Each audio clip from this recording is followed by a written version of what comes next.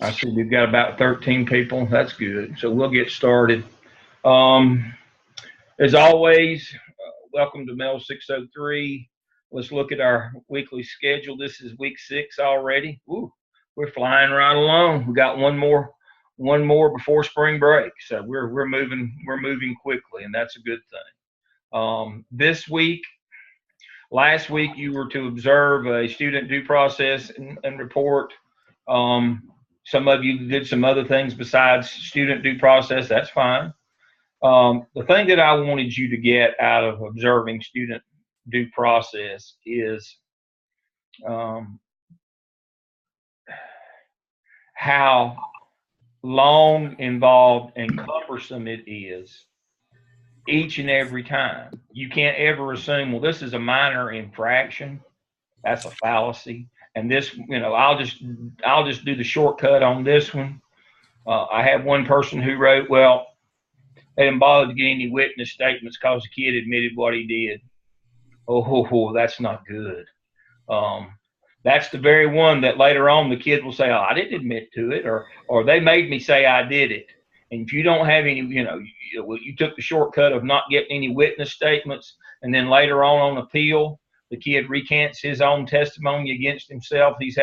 Somebody's advised him you didn't have to make a statement, or somebody says, well, did they make you make this statement? Well, yeah, they told me I had to admit it. And so if you don't have witness statements, you can't go back and get them later, especially if it's something fairly significant. You better, even though the kid admits that he did it, you better get witness statements because it may not always be that way.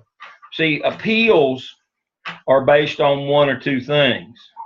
I didn't do it, or you got the wrong guy, or a legal technicality, arbitrary, capricious. Arbitrary is that you punish me but not Rory, or capricious, you gave me too much punishment. But also in that legal maneuvering is I was coerced into the confession. That's there's two different reasons why you can appeal, or a student and his family and or attorney can appeal a decision. One is you got, it's not me. It wasn't me. You got the wrong person. Or the other is you didn't follow due process, which means arbitrary, capricious, or you coerced the confession out of me, that my confession is not valid. And so even though a kid comes in and says, yeah, I done it, he's got the smoking gun in his hand, and that's a bad metaphor right now, especially. But seriously, you catch him dead to rights. You still better get witness statements because these things attorneys get involved. They appeal. I told you the story. I had an attorney came in and had his client pretty much admit that he did what he did, being real smarmy. But then, at the end said, that this act was arbitrary, that this act was capricious. His punishment, this is going to have to be thrown out because even though he admits that he did it and he's being kind of smarmy about it, you gave him too much punishment for the crime, but he was looking in the wrong handbook. And so then he tried to strike his own client's testimony from the record. Thankfully, that didn't work. But the whole idea is he was going to catch us on a technicality. And I can't tell you the number of times, probably half of the appeals that went to the board and then got to court were based on a technicality, arbitrary, capricious, or I wasn't informed of my rights, and I confessed before I was advised of my rights, and so my confession should be thrown out. You don't have any other evidence, therefore I should be let go. That happens a lot. So even though a kid might come in and throw his hands up, you got me, you still got to go through due process because you should automatically assume that every case is going to go to appeal, to the Board of Education or to court. Every case is going to go. You can't ever be lax in your due process. Your system has a process that's substantive. What it is. Then the other standard is procedural. Did you follow that procedure? And the first time you don't do that, it's the time it'll get appealed, and you'll get your tail feathers clipped. So make sure that what I hope you saw is everybody dotting all the I's, crossing all the T's through that process. And it's long and laborious. Things that ought to take 5 minutes sometimes take an hour. But you better protect yourself. You better protect yourself. This week I had you interview an AP that does that to get their reflections. And probably what most of you, as I'm reading in your responses, are being told is, man, it takes a long time. You got to follow the steps. You got to kind of stay in your lane, know what your responsibility. I had one this week where a person related a personal experience where a vehicle was searched and a weapon was found, but it was later thrown out of court because there wasn't a police officer available. Again, if you're going to search a vehicle, you need a policeman with you, and you need to request and receive permission to search that vehicle. Again, that's one of those that, you better call the expert in. If you get a report of a sexual crime, you better you don't even start an investigation on that. Because later on, if you do, it'll get thrown out of court. Even though you did a little quick investigation and found out that it had merit, that there was a reasonable suspicion, you turned it over to the police. When it goes to court, they're gonna grill you. You're gonna be on trial. As somebody pointed out in one of their discussion boards on negligence, is everybody's presumed innocent until guilty in this country, except for school people, and that is true. That's one of the things that you're going to learn if you ever have to go to court, or if there's ever an appeal, is basically you are on trial, not the person who perpetrated the crime. Unfortunately, you have the burden to prove that you followed due process and that you didn't foul up the investigation, that you didn't overstep your authority or your expertise in conducting investigation that you're not qualified to do, that you didn't search a vehicle, which is outside the scope of your authority, without the police present. Those are the kinds of things that'll get you in the end. So what I hope you've learned through all of this due process is that there are rules that have to be observed, and there's no shortcuts. You have to do it every time. Every time. This week you were to read the Principal's Guide, Chapter 6 and 10, assess student discipline plans, and look at search and seizure. And that search and seizure, again, is what I'm talking about tonight. Those are the cases where you get in the most trouble, is search and seizure. Patting down kids, strip searches, even if all you did was have them take their coat off, they'll claim that they were strip searched. You better know the rules on search and seizure. You need police with you when you do those things. So I hope you read all that material this week. Looking at let me new share here. Looking at our evidence artifact timeline this week. We're in week 6. I'm supposed to do a discussion of task rubrics the next 2 weeks during tonight's session. So I will fall right into that now. New share. Here's the Mels Scale Handbook. Share screen. All right, here we go. You should have already done task 1. It should already be in the bag where you had to get together all your materials. You should have already done task 2, where all you had to do was copy and paste task 1, 2, and 3 from the AppTel. That was a quick and easy. You should have already done task 3, where you're assessing the schedule and developing a new one. You should be either near the end of that or at the end of that, is where you are now. Again, let me remind you, you are assessing the process of the schedule.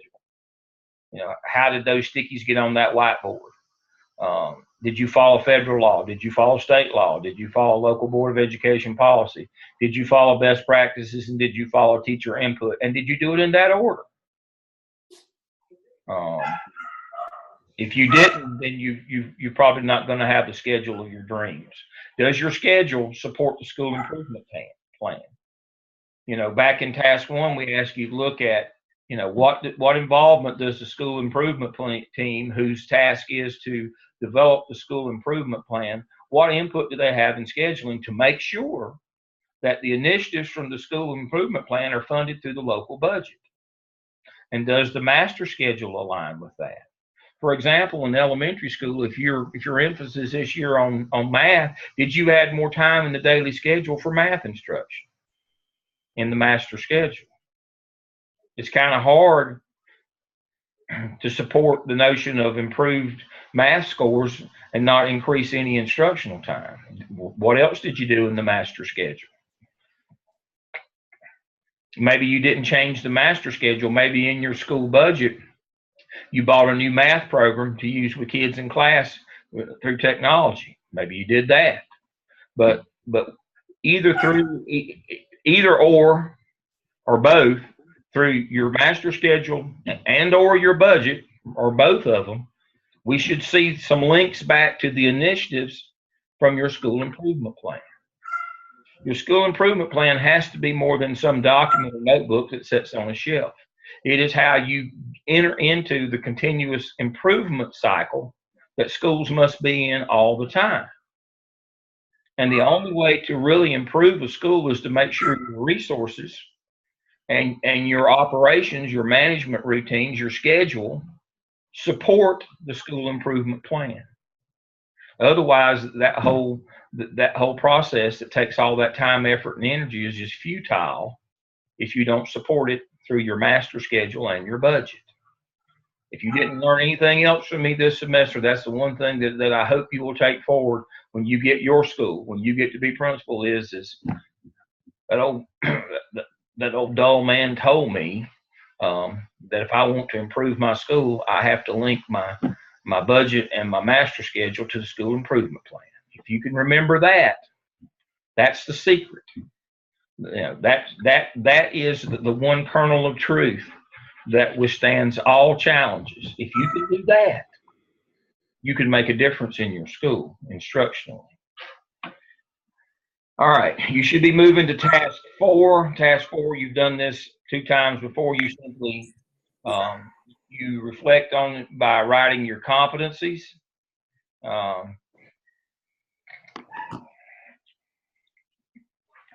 And so that's what you do there. And so the competencies that the candidate intends to evidence in the competency folio. Now,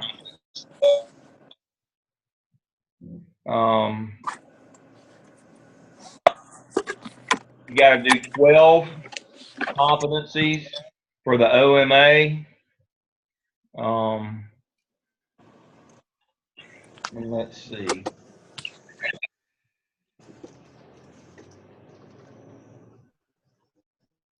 I've gone too far.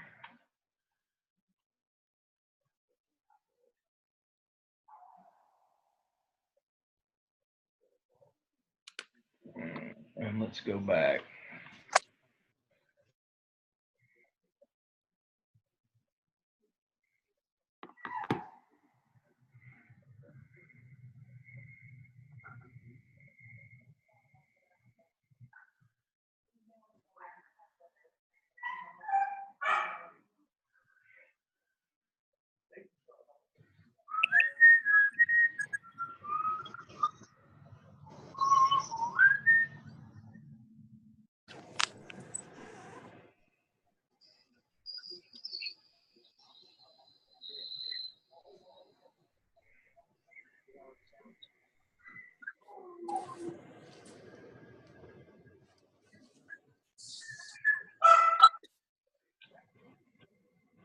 My suggestion is, now on this one, you get to pick which 12 you want to do.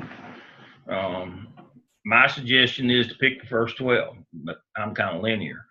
You might want to skip around. Now you're going to do the other 9 when you do the skip later this semester. But so any way that you want to pick the first 12 that goes with this one, pick the first 12, pick the last 12, pick them at random. But I got to have 12 competencies. You got to write 12 competencies in OMA task 4. You got to write 12 competencies. what you did during the process of the OMA to meet 12 of these competencies. And it may just be things that you've got that you remember that you did. It may be the first 12, it may be the last 12, it may be random ones, but here are the 21. You got to do 12 of them in task 4 of the OMA to finish this out. All right. See, I have a question. Let me get to that question. Is extended day tutoring funding also linked to school improvement? That's absolutely. Absolutely. That's exactly what it's for, because there's something in your school improvement plan that says that we need tutoring. I'll guarantee you that's written into your school improvement plan. That's where that came from. That's a great example of how funding supports the school improvement plan, because that's an additional program. Funding for regular programs is pretty much set. It's that funding for the additional things that's specific to your school. That's what we're talking about. That's a perfect example of a local initiative that's funded through your local school budget for that. Now, that money may come from the central office, but it comes through your local school budget to support extended day tutoring, because that's part of your school improvement plan. I guarantee you find your school improvement plan. That's probably your top initiative this year. Absolutely. Absolutely. So yes, local monies that come to the local school, either from state, federal, or it might be something that you raise locally, it's channeled through your local school budget to put in initiatives to help improve the area that you're looking to improve through your school improvement plan. So that's exactly what that is. That's a great example. Thank you for that. Rory had that one. That's a good point, Rory. All right. What I hope, just like that one, Roy picked up on that one immediately. It's a good catch. Is you begin to say, oh, there's some rhyme or reason to why we do some of the things that we do around here. It looks disorganized at times, maybe, but you begin to see, oh, that's why we're doing that, or oh, that's where that money goes, or that's why we're doing this, not that, and it's linked back to the school improvement plan, which is basically your individual roadmap for where you take your school during that school year. You won't last long as a principal if you don't have a plan, and your school improvement plan is that. It is the plan, and it's supposed to address your deficiencies, and you're supposed to put your resources and your management techniques and organizational plans behind that school improvement plan. Otherwise, it just sits on the shelf collecting dust, and you don't do any better than you did last year. You did the same thing you did last year, you get the same results. And here, of course, is your rubric for each of these. And let's look at the rubric for accomplished for task 3, assessment of the current scheduling procedures. Again, not the schedule, the process, the procedure, strengths and areas for improvement, alignment with school improvement team findings. Again, has to support your school improvement team findings, has to support your school improvement plan. Again, we might have a little extra time for math in an elementary schedule. Does your master schedule reflect that? If math is your emphasis through your school improvement plan this year, that's just one example. Does it meet planning and duty-free time? We're going to add extra time in the schedule for math. We're just going to take half the teacher's planning time. Oh, no, you won't. Even though this is not a union state, you can't do that. Teachers do have some protections on their planning time. You can't take their planning time for local initiatives, no matter how worthy they are. You can't violate the law on planning and instructional time even for initiatives. Have you made sure that you didn't do that? We're just going to take 5 minutes off. No, you're not going to take 5 minutes off the planning. That's not going to happen. Have you made sure that your schedule started with federal programs, which are for diverse and exceptional populations? Have you made sure that your schedule considered them first? Federal law comes first. You misspend their dollars, they want them back. No, they don't want them back. They're taking them back. And you just hope they don't take your job with them. evidence of input from faculty. That's the last one. First one is federal, state, local. And that's alignment with needs of diverse and exceptional populations. And then the last one, of course, is, have you considered teachers in this? And then you use that as the basis for revising the existing schedule. Straight out of the prompt. Task 4 is where you write your competencies. You already know how to do that. So let's talk briefly about the skip tonight. Stakeholder community involvement plan. This is your parent and community involvement piece of your school improvement plan. Everybody knows that your school improvement plan has to have a section in it on how you're going to involve the school community, which parents and the community, in helping you to educate their children. And that's what this is about. You can't get goal displacement. What the hell? What does that mean? Well, what that means is we don't just do community activities for the fun of doing community activities. They all got to have the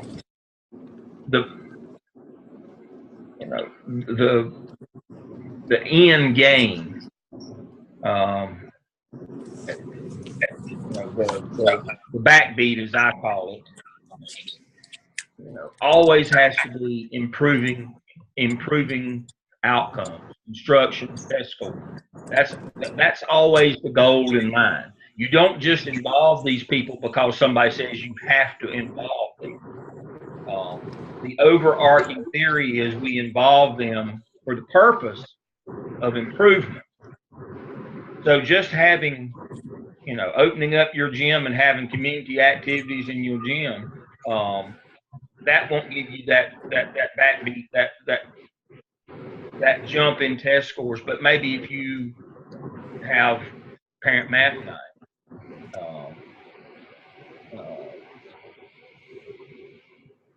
parent EOG night, EOC. If you do things where you can get parents to come in and community members and get them to help you, if you can put something in their hand, a takeaway that they can go back and work with their child. Now, I've often said that if it was just about getting parents to come to your school, that won't automatically make your test scores go up just because you get them to come to your school. It's what you do with them once you get them there that's important. So too many times in the skip, when I see the marketing plans come in, they have all these wonderful activities about getting parents and community members to come to their campus, but there's no end. I've often said that in the western part of the state, where I'm from originally, you have a womanless wedding. In the Piedmont, if you have a barbecue, and in the eastern part of the state, if you have a donkey basketball game, we'll kill it. We'll get everybody in the community will be there. They'll have to close the stores down. There won't be anybody in town except at the school, but it won't make our test scores go up. During the decade of the 2000s, during the decade of the 2000s, from about 2000 to 2009, Independence High School in Charlotte won 9 or 10 football championships in a row at the highest division, 4AA. It was a spectacle. There was as many people there at those ball games at Independence High School as you would see at most college games. I'm not talking about measured by the hundreds. I'm measured by the thousands. There would be times when there would be 30,000 people there for the ball. How they even got them all in the stadium, nobody knew. But you've never seen anything like it in your life. But it didn't make your test scores go up. You can have there was a local high school here where I am tonight, North Meck, used to have a barbecue. And oh my Lord, you've never seen anything like it in your life. But it didn't make their test scores go up. But everybody in the community wins. The notion here is getting people to come to the school and you helping instruct them. You're helping them help their child. You're doing events that lead directly to the backbeat, and to, the give back is it's got to help improve scores. So that's your overarching goal here is we're not doing this just to get people to come out and support our school. We're doing it to try to get parents involved in the education, and the community involved in the education of the children. And let us help you help your child. Here's some things that you can do with your child to help them as emergent readers. Here's some things that you can do if you've got middle school kids for testing. Get them in bed early at night. Review these materials with them. Those kinds of things. So there should, the give back on all of the activities that you do. The underlying current has to be, it's to improve outcomes, to improve instruction, to improve outcomes, to improve test scores at your school. That's the overarching thing here. It's not just getting people to come out for the sake of coming out. Again, if that were the case, we'd be having a market, but that won't make our test scores go away. So if you understand that concept with the skip, it becomes a lot easier. You understand why you're doing what you're doing. So task 1 of your skip, if I can get it to roll on down here. Come on now.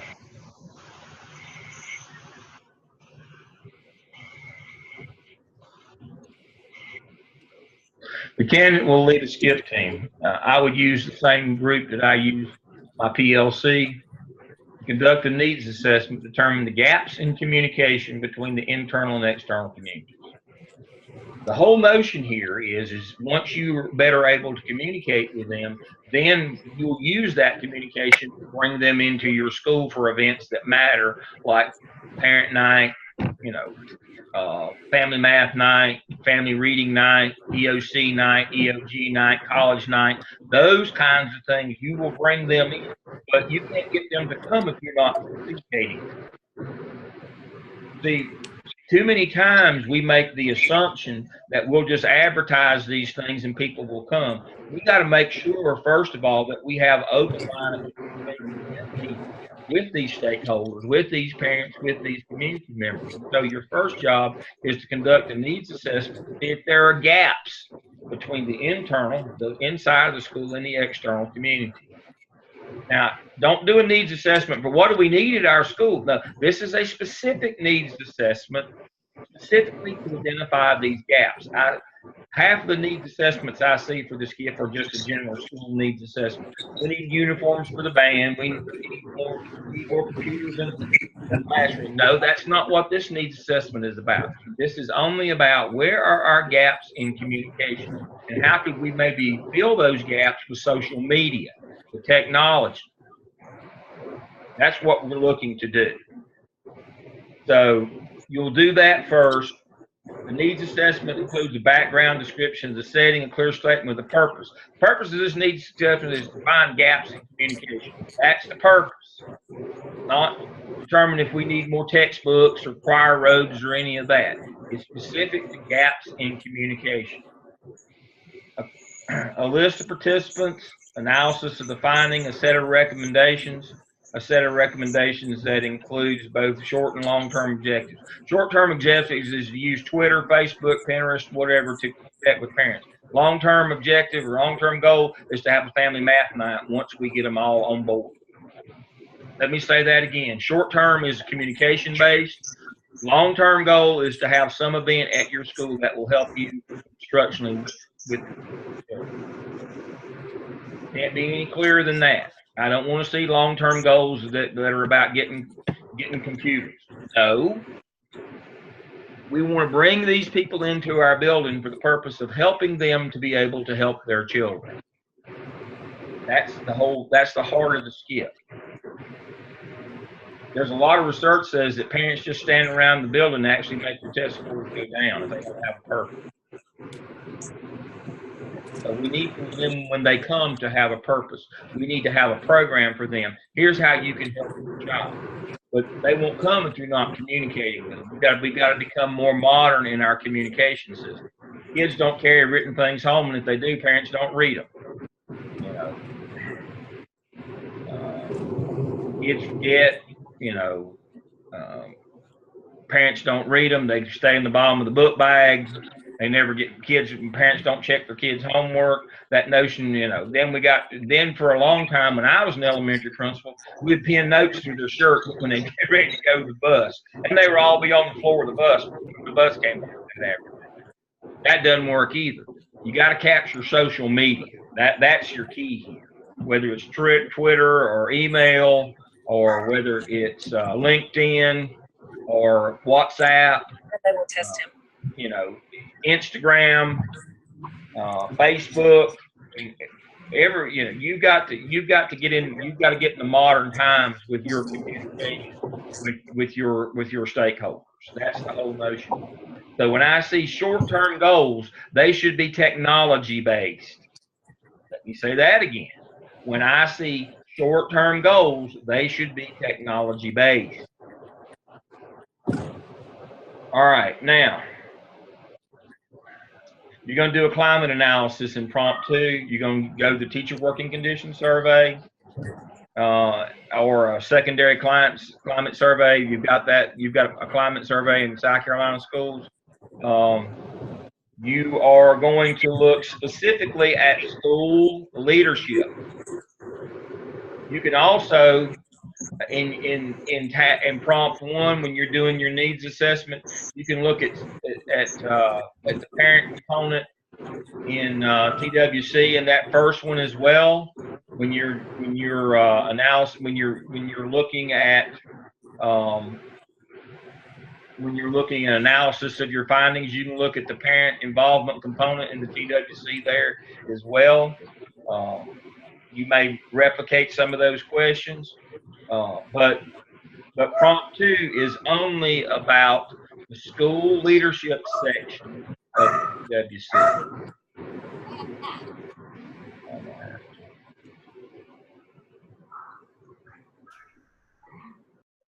Okay. So everybody's clear on that one. Only the teacher working condition survey, school leadership section, you do analysis of that one. Don't pull any of the rest of them in on that one. Only that one. That's the one we're looking for in prompt 2. All right. So that will be skip task 1. You'll be going to that here before long. I'm going to stop here at skip task 2. I don't want to get too far ahead. Now, you've made some recommendations here. The candidate will lead a team. All right, a set of recommendations, short-term, long-term objectives, and then you will make recommendations to be addressed in the school improvement plan about what you can do to strengthen the school leadership in your building. So you're going to have 2 sets of recommendations. Generally speaking, this may not always be the case, but 99% of the time, the only thing that's going to require human resources or fiscal resources are your recommendations from prompt 1. Rarely will you have anything in prompt 2 that requires personnel or money. Could.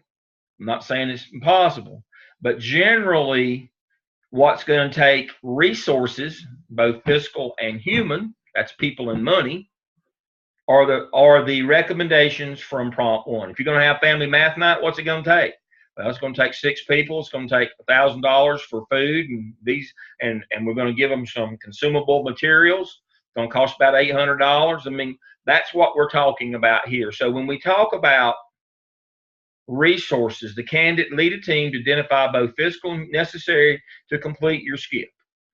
There may be something that takes time or money or people in your recommendations to improve school leadership. That's rare. If it happens, fine, include it here. But mostly this is going to be about what the recommendations from task 1, prompt 1 on short and long-term goals. We're going to have to establish a Facebook account. We're going to have a person to do that. We might have to establish our own website. We're going to have to pay somebody. We have somebody on staff that can do that. Those kinds of things. So then you've got to specifically identify the funding necessary to accomplish your short term and identify what also require the human capital within the school expertise that facilitate the successful development and implementation of the skip. Again, it's mostly from short and long term, putting that in. Could be something from school leadership. Again, do not put money, I want to see specific people or titles, who's it's going to take to do this, who's going to do this, and specific dollar amounts. You may have somebody on your staff that can do a Facebook page and set up emails and broadcast and that kind of thing, and you may have to hire that done. I don't know. It's according to how much expertise you got. Now with the explosion of social media over the last 10 years, more than likely you've probably got enough expertise on your staff to do most of these things.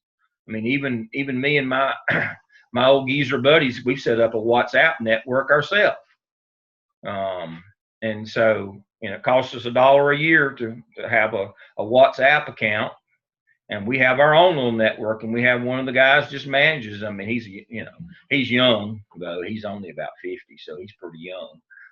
He's with it. So, but even people of my age and older are pretty tech savvy now. So you should have the resources, the human resources on your campus to do most of this. You should have them. Question coming in here now. Yes, if you've already got all that going, you might want to also look at something like ConnectEd. If you're doing social media and you're not doing ConnectEd, everybody knows ConnectEd is an email broadcast system. Let's see what Henry.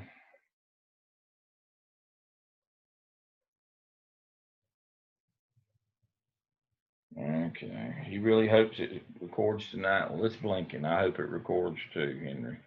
That was D. All right, so yes, you're right. If you've already got these things going, you would say who's going to keep them going. But there may be options. If you don't have a good communication and you're already doing these things, you might want to look at something maybe a little more old school like email. ConnectEd is a really good one of those. But you can do a real assessment of how well you're doing. You may have some of these things in place, and you still may not be communicating adequately. You might have to think outside the box a little bit. You might have to go back old school a little bit or something like that. But yes, if you've got them in place, you'd put down who's going to maintain those. That's a good point. All right. Anybody have any questions on finishing up the OMA? You pick the 12 that you want to do in task 4. Anybody have any questions on skip 1, where we're the overarching theme here is we want to create communication and events that lead to instructional improvement, higher test scores. Let us help you help your child, kind of thing. Making sure that when we do our short and long term, that short term is communication, long term is the actual events that we want to do. That when we assess school leadership, that we just assess school leadership from the TWC and we make recommendations, and then we identify the resources it's going to take to do those recommendations from task 1, both prompts 1 and possibly 2. Pretty simple stuff. This is not rocket science. So hopefully you will be moving right into that. Please remember, as a reminder, we'll meet again next week. And then the following week, we will have the week off. Let's look at that schedule again quickly. Next week, we're going to do search and seizure discipline plans. We're doing those this week. Next week, we're going to do technology, social media, and cyber issues. We'll do those next week, and then we have the week off. So hopefully you'll finish up your OMA during the next week or so, and by the time that we get back from spring break, that you'll have started your skip or got a good start on your skip by then. All right, more text is coming in. Let's see what these are.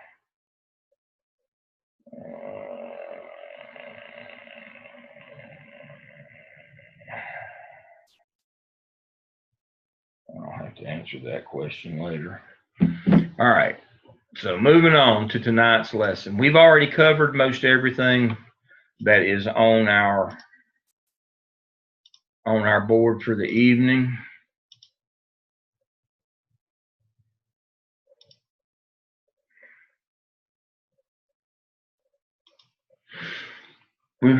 The only thing that I wanted to point out from this one is the PBIS website at DPI. Hopefully you can see that on your screen. DPI does have a website.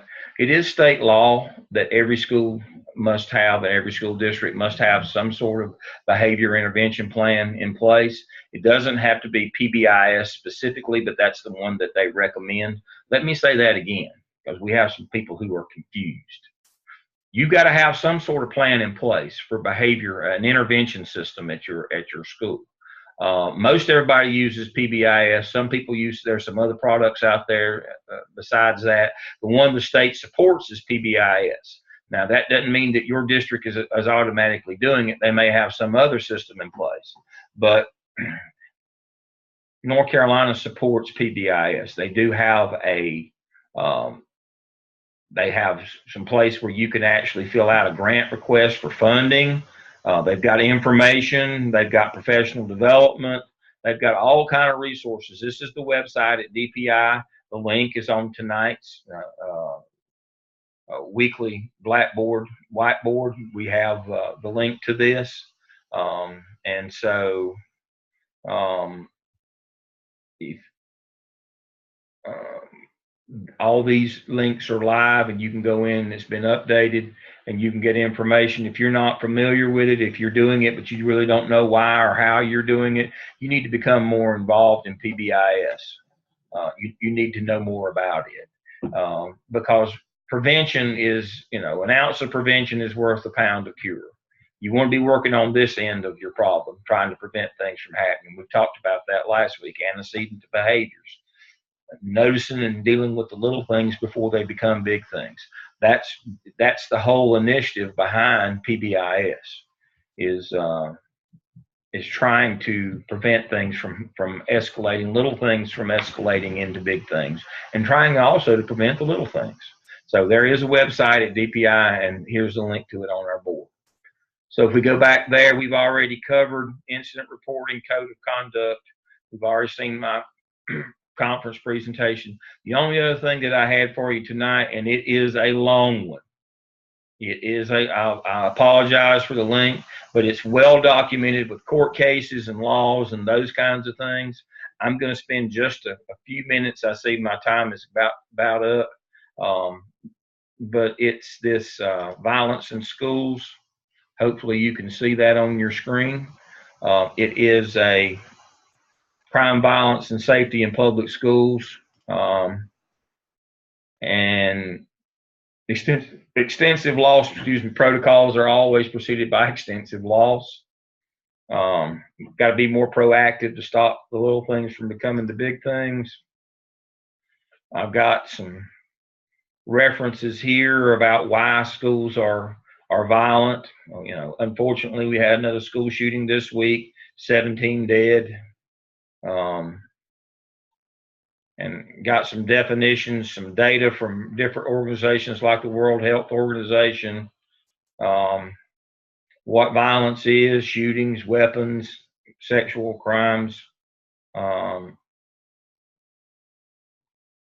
It speaks to some really bad numbers. These numbers are a little outdated, but they're relative. Again, supposedly the point of the cause of the shooting this week was bullying. Again, has been reported.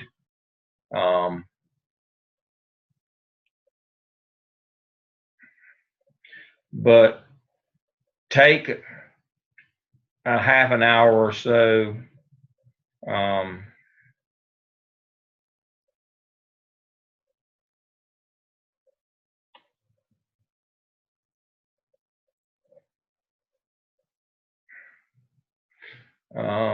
Among the factors reported to limit in a major way schools' effort to reduce or prevent crime, 3 factors reported more often than others: lack of or inadequate alternative placements or programs for disruptive students. If you put kids out on the street, they just tend to do more bad things and bring more bad things back into the school. Um, Inadequate funding, mental health, social workers, behavior technicians, those kinds of things.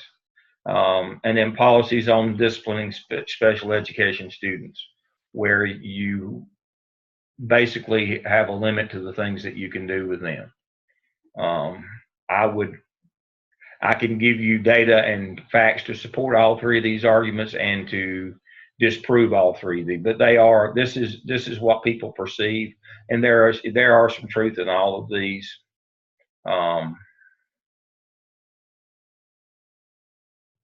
Educators have responded to perceived threat of school violence by implementing programs designed to prevent, deter, and respond to potential for violence. And that's why that's why the state requires you to have an intervention program in every school. That's been our as a profession. That's been our response is to try to prevent, deter, and then unfortunately respond. But the first is to prevent. That's what PBIS is about. That's what intervention programs seek to do. There's a lot. Again, No Child Left Behind. I've already covered that, where it says you don't have to go to schools that are violent. You know what violent is. The counting against you, persistently dangerous. Well, we've taken steps to make sure that there are penalties for schools that just ignore violence and let it continue to happen. And the answer is not to underreport or not report it. That won't help you. That will only make things worse. I have dealt with people who, unfortunately, wouldn't report at all. But what tends to be a bigger issue is underreporting. We reported as something less than it really was. We try to minimize it. We rationalize it. We're using our discretion. There is no discretion. And so that, I feel, is one of our bigger problems, where we don't address things that are little and become big. We either ignore them if they're little, or when the big ones start to happen, the first few of them start to happen, we underreport them. We claim they were just aggressive behavior rather than assaults. We categorize 3 kids jumping another one as a fight. That's not a fight. That's an assault. And don't call the police. An assault requires us to tell the police to call the police. We just characterize it as a fight. We don't have to do that. Nobody needs to know. We'll keep that in. We'll deal with it in house. That won't work. That only creates more and more problems. So if you'll take some time and read through this, you'll kind of get a notion of what our efforts are as a profession and why we're doing what we're doing. And so when people ask you, you'll be able to articulate that, our impetus is on prevention, but that we do follow the law and report that what happens, and that we put anti-bullying in place and anti-cyberbullying and PBI, that we're doing a lot of initiatives to try to combat these problems. But in the end, the ethical concern, the underreporting and not reporting, will not help you. That'll only, you think in the short term that it makes me look good and my numbers don't look bad and, helps me. But in the end, when the big things eventually blow up, and it always comes to light that all these things were happening, girls being sexually assaulted on the bus, and you enter it in as bus misbehavior, and don't tell the police, that's not going to go well for you. It eventually will catch up with you, and it'll be much worse. So make sure that you take the time to review this one, Violence in Schools. I did this a while back. It's a little old. Some of the references are, but it's still just as valid today as when it was put together. Again, I apologize for it being 105 slides long, but it had to be this long to get it all in there. And so take some time to work through this. I have it well documented. And it has some warning signs, and so it's not only, it's kind of a primer as well. serious violence, fighting with peers, family, severe destruction of property, rage, those kinds of things. The best that I can tell from the shooter this week, Dr. Stedman, if he's still with us, he might remember this. A long time ago, we used to categorize kids like that as Willie M. He was the test case. That was a classification in exceptionalities. Willie M.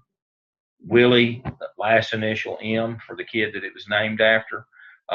Willie M. kids, the primary way to identify Willie M. kids was killing animals. I think this person had a history of that. Generally, what happens is those are the ones who become your school shooters. We know that. We can identify them. And so here are some other ways that you can identify people who are going to become violent in your schools. Self-injurious behaviors, threats of suicide, firearms, lethal violence, those kinds of things. I would add to that, killing, mutilating animals is a big one. Most of the time you find school shooters have done that. That's kind of one of those Willie M. characteristics. And so early warning signs to shape intervention practices. So work through this one. It'll be worth your time. All right. I think I've covered all the materials that I need to cover tonight. We've covered the upcoming evidence artifacts, the upcoming evidence. We've covered task 4 of the OMA, task 1 and 2 of the SCIP. I've showed you the link to the PBIS website. You can go in and find this materials and just review this violence in schools. We'll meet again next week. I had a little problem with email. My email crashed earlier tonight, but things got up and running for this one, so I was only late for my first class tonight, not this one, so everything's good. All right, questions you have for me before we end tonight?